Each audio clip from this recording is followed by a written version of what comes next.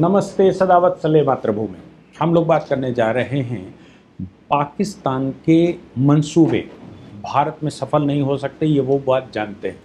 लेकिन भारत के मुसलमानों को बरगला कर अल्लाह और इस्लाम और दारुल इस्लाम के नाम से मरने के लिए ज़रूर तैयार कर लेते हैं।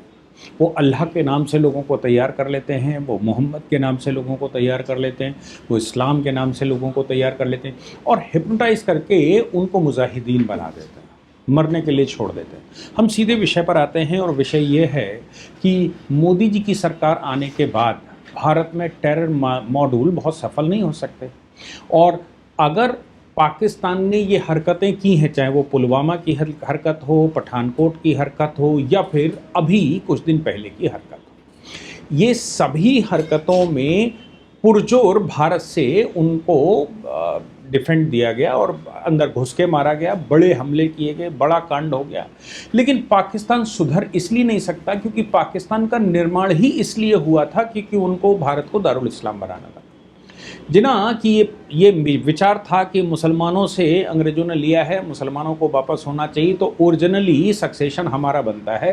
हिंदुस्तान में सक्सेशन कांग्रेस का या हिंदुओं का नहीं बनता। उस समय कांग्रेस मतलब हिंदू, वो अलग बात है कि कांग्रेस के मामले में उस समय लाला लाजपत राय ने कहा था कि कांग्रेस अंग्रेज़ों की सेफ्टी वॉल्व है। सेफ्टी वॉल्व का मतलब है कि वो हमारे सबके बीच में रहकर अंग्रेज़ों की मदद करती है। मैं नहीं कह रहा हूँ, ये लाला लाजपत राय ने उस समय कहा था जब गरम दल और नरम दल के झगड़े हुए। यहाँ तक कि गरम दल के लोगों को रोकने के लिए जूते भी सूरत के अधिवेशन में चलाए गए।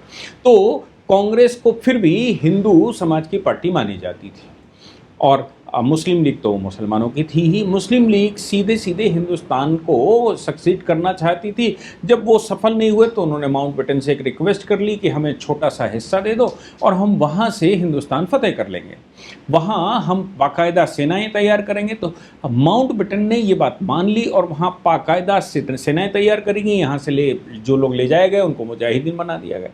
भारत में वो हमले करते रहे, चाहे वो 47 का हो, 65 का हो, 71 का हो या फिर 97, 98 का, 99 का हो, या जब वो सीधे सफल नहीं हो पाए तो उन्होंने फिर बम ब्लास्ट का रास्ता अपनाया। 1993 के बम ब्लास्ट भारत में हुए और ये करते रहे, मैं उन पर बात करूंगा। लेकिन अभी दिल्ली बम ब्लास्ट के बाद, या मैं कहूं 2014 में मोदी सरकार के आने के बाद, सरकार ने बाकायदा उनको रोकने के लिए प्लान बनाया। PFI पर बैन लगा और तमाम तरह के यहाँ घटनाएं हुई। दिल्ली बम ब्लास्ट का जो मॉड्यूल निकला वो बहुत एजुकेटेड लोगों का इन्वॉल्वमेंट उसमें निकला। बहुत एजुकेटेड लोगों का इन्वॉल्वमेंट से मतलब था उसमें डॉक्टर्स थे, उसमें प्रोफेसर्स थे, उसमें इंजीनियर्स थे जो हिंदुस्तान को फतेह करने के लिए लगे थे। अल-फलाह यूनिवर्सिटी सामने आई थी। दिल्ली ब्लास्ट के बाद दिल्ली में एंटी टेरर यूनिट्स बना दी गई और एंटी टेरर यूनिट्स बनाने के बाद दिल्ली में, चूँकि इस समय पकड़ने का जो सबसे आसान साधन है वो है साइबर या डिजिटल माध्यम।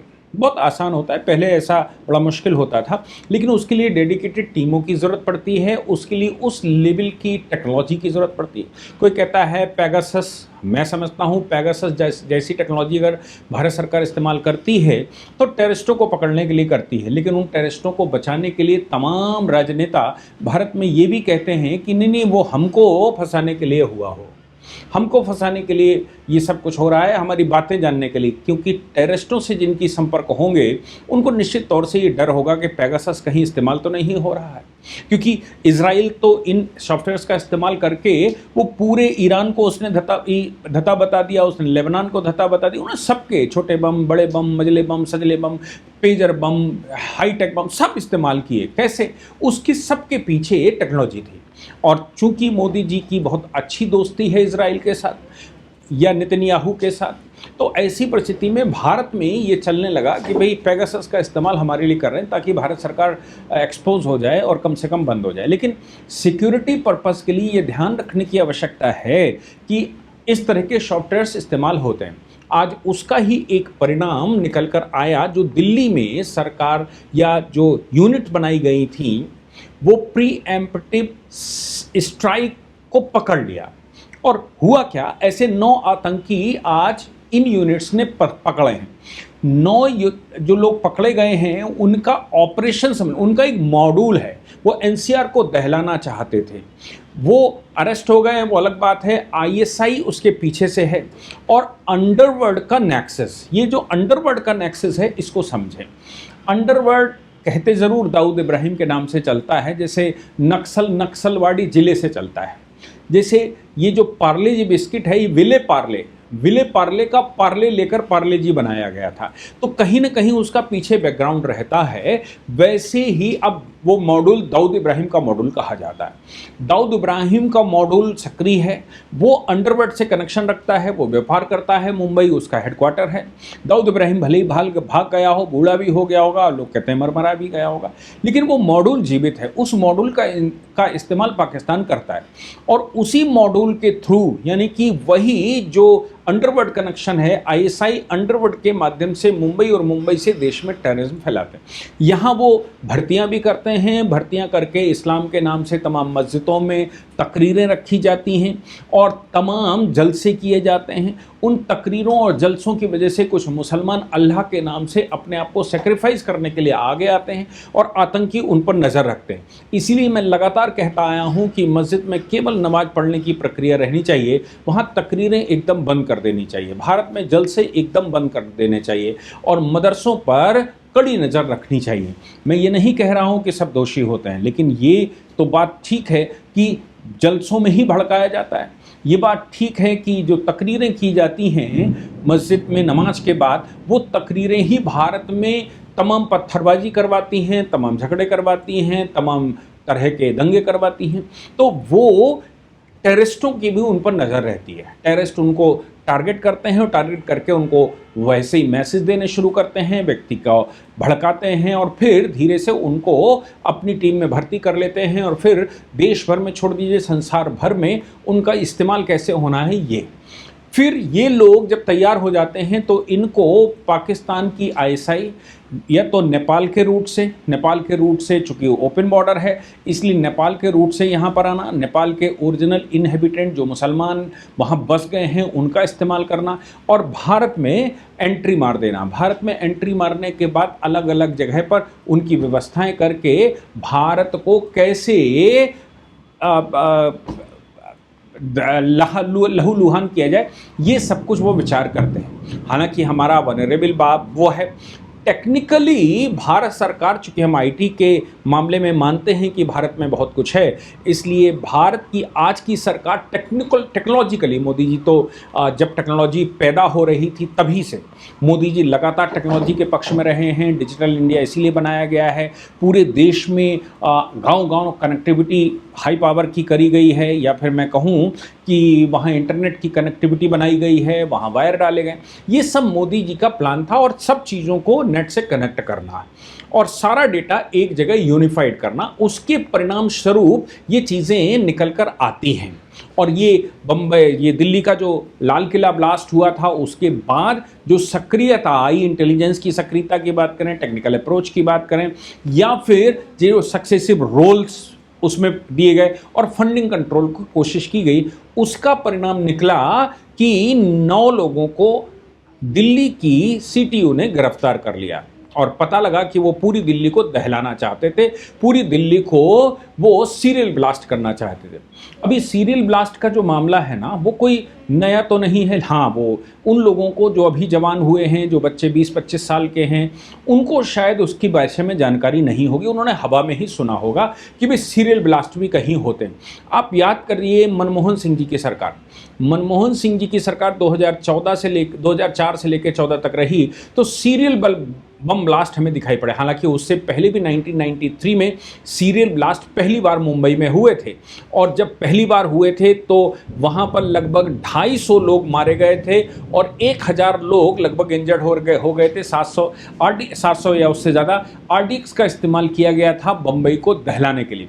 फिर 2001 में भी इस तरह के वो हुए थे, 9 सिक्योरिटी पर्सनल मारे गए थे और 2001 में वाजपेयी सरकार के टाइम पर संसद पर हमला होकर कोई मैसेज देना चाहते थे। वो 13 दिसंबर 2001 का मामला था जिनमें हमारे 9 सिक्योरिटी पर्सनल मारे गए थे, लेकिन 10 महीने के अंदर वो बहुत बड़े स्तर पर सिक्योरिटी फोर्सेस ने उनको गिरफ्तार किया था। और मैं समझता हूं कि वाजपेयी सरकार ने फिर टेररिज्म पर जो जो एक्ट किया वो फिर किसी के संभाले नहीं। हालांकि फिर मनमोहन सिंह जी की सरकार आई, 2005 दिल्ली में मार्केट ब्लास्ट हुए थे, सीरियल ब्लास्ट हुए थे। आपको याद होगा कि बहुत सारे मतलब सैकड़ों लोग मारे गए थे। सरोजिनी नगर में हुआ, पहाड़गंज में हुआ था, गोविंदपुरी में हुआ था। ये हरी भरी जगहों पर बम ब्लास्ट किए गए थे ताकि वहाँ सैकड़ों लोग मारे जाएं। 200 से ज़्यादा लोग वहाँ मारे गए थे, इंजरी हुई थी तमाम, और बड़ा घटना कर दी गई मनमोहन सिंह जी की सरकार आने के तुरंत बाद। इसके बाद 2006 में फिर से बम ब्लास्ट किए गए, 7 बम ब्लास्ट किए गए ट्रेनों में, लोकल ट्रेनों में बैठने वालों मुंबई में, और इसमें 200 से ज़्यादा लोग मारे गए थे, हजारों लोग घायल हुए थे। 2008 में ये जो जयपुर ब्लास्ट हुए थे, अहमदाबाद और जयपुर में सीरियल ब्लास्ट किए गए थे। 26/11 हम सबको मालूम है, 60 घंटे की त्रासदी थी जिसमें होटल ताज के ऊपर हमला किया गया था। कसाब का मामला हमने सब ने सुना होगा। होटल ताज में ये सब कुछ मतलब वहाँ ऐसे सीरियल किलर 160 लोगों की कैजुअलिटी हुई थी और हजारों लोग उसमें घायल हुए थे।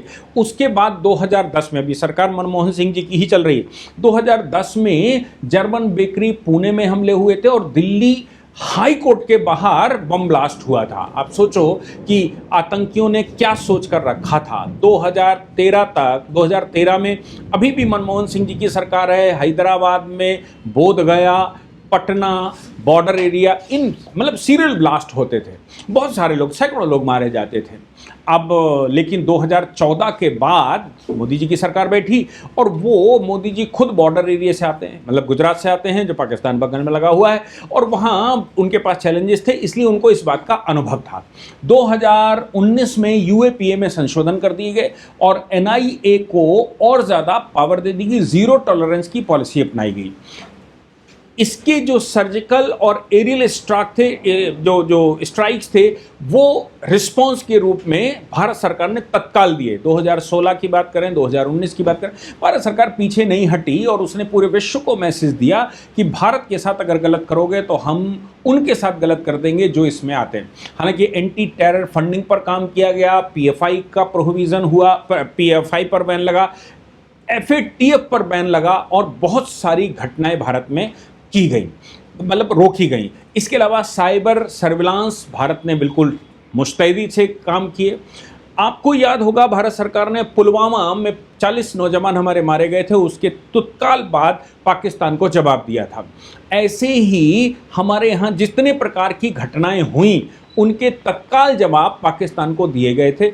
अब ये जो एक्टिविटी है, जो 9 आतंकी पकड़ गए, मैं समझता हूं कि मोदी जी के आने के बाद ये पठानकोट, पुलवामा और उधर का क्षेत्र छोड़ दीजिए, लेकिन बाकी देश में जो सुरक्षा की व्यवस्था की गई और जिस प्रकार से एंटी टेरर एक्टिविटीज़ में भारत सरकार एंटी टेरर स्क्वाड बनाकर काम किया, वो अपने आप में काबिल तारीफ था। लेकिन पाकिस्तान सुधर नहीं सकता। उसको लगता है कि दिमाग डाइवर्ट करने के लिए वहाँ हिंदू मंदिरों के नाम से इसको खुलवाना और इधर ब्लास्ट करवाना, आईएसआई से कनेक्शन और मुंबई मॉड्यूल का इस्तेमाल, दाऊद इब्राहिम मैकेनिज्म का इस्तेमाल, और अभी 9 आतंकी पकड़ लिए गए हैं जिन्होंने कबूला है कि वो सीरियल ब्लास्ट की तरफ थे। मैं समझता हूं कि ये भारत सरकार की उपलब्धियां हैं और इन उपलब्धियों के लिए मोटा भाई को सैल्यूट करना चाहिए, मोदी जी को सैल्यूट करना चाहिए, क्योंकि भारत में जो सबसे बड़ी कमी है वो सुरक्षा है। हमें सुरक्षा चाहिए, हर हाल में सुरक्षा चाहिए।